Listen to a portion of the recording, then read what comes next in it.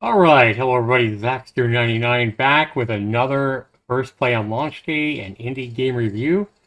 Guys, this time I played this game almost 2 hours already before making this video. And guys, this game, Solitaire Cat, is going to make my kick-ass game recommendations. Let me show you why I like this little solitaire game so much. Do that right after this.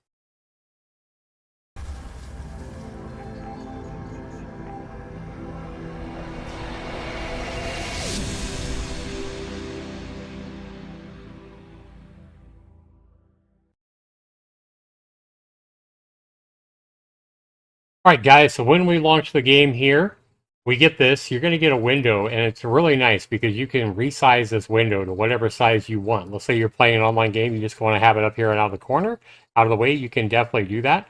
If you're playing another Steam game, this game's going to run right along beside it. It's not going to, drop your frame rates on whatever other game you're playing. So I do like that. But you can resize this however you want and stretch it out to fit your needs and drag it anywhere you want. I like that.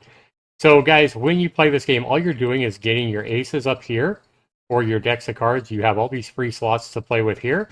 And then you have this table of cards down here, which you can spin by using your mouse wheel, or you can drag this, this left and right like this. Now we want to get our cards up here. You can see I've already played an ace and a 2 up here from this game I'm continuing. We're going to go ahead and click here to place our 3 up there. We're going to get rid of this 4 here. And then let's go ahead and get rid of this 5. So we're just cruising right along. We got another ace there, and another ace, and another ace. So that's going to help us out. We have another blank slot, just like these blank slots here.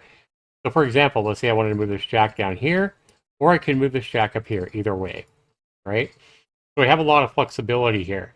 So obviously we're trying to uncover all these hidden cards. And even on this table down here, you may have some hidden cards, depending on which mode you play.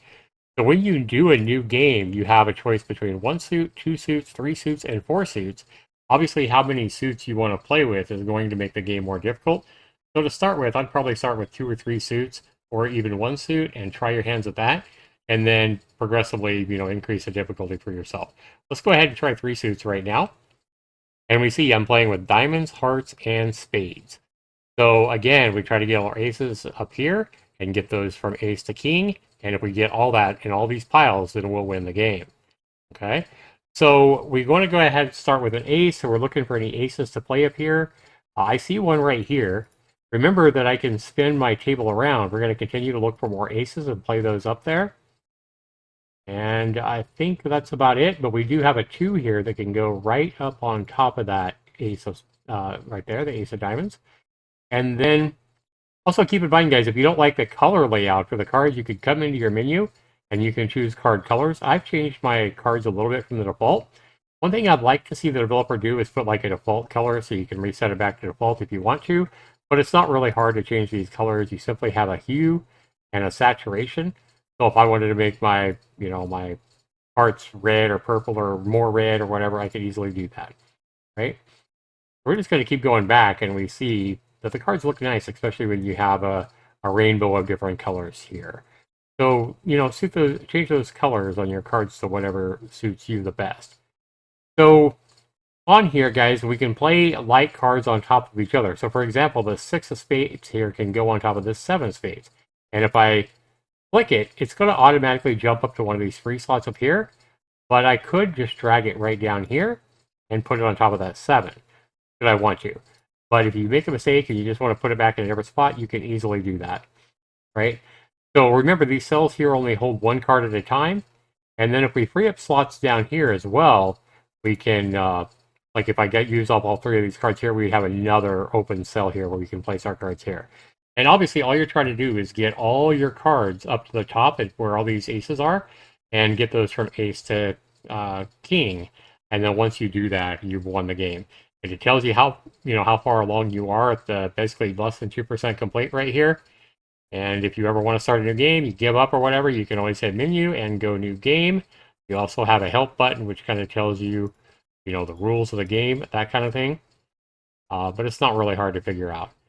And then your rotating deck, again, just a sensitivity there. That's all there is to the game. I like this game, guys. Comes in at a price tag of $3. I recommend this game, guys. In fact, so much that I'm going to go ahead and give this my Z99's Kick-Ass Game Award. I think this game is well worth the money, especially to those of you guys that like card games. You like cards that don't take up a lot of your memory, that aren't going to bog your computer down, and something you can play on the side while maybe you're waiting in lobbies for a game or just, something to play while you're on the phone or something like that, whatever it might be. I like this game for that really well. I think the price is definitely right here. And yeah, I like this game, guys. A Kick-Ass Game Award. I think it's only my second game in that playlist, so be sure to check it out there. Guys, be sure you comment down below. Let me know if this video has inspired you to go out and support the developer Mad Science Labs with this Solitaire Cat game. And let me know if this has inspired you to buy it. I would love to know. If you rate my video, guys, this has been Zaxter99. We'll see you in the next video, everybody.